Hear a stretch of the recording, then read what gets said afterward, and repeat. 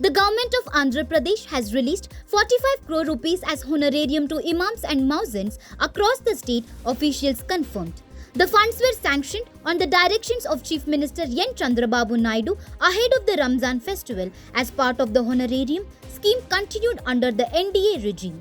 According to an official statement, as per Chief Minister Chandrababu's orders, 45 crore rupees has been released as honorarium to imams and muezzins. The payment clears dues for a 6-month period and comes shortly after the Chief Minister participated in an iftar gathering on Monday night. Officials said the benefit has reached around 10,000 religious functionaries across Andhra Pradesh. Of the total amount, about 35 crore rupees has been disbursed to nearly 5,000 imams, while another 15 crore rupees has been allocated to an equal number of muezzins. The move is aimed at providing financial support to religious leaders, particularly during the festival season, and is being seen as a welfare measure by the state government.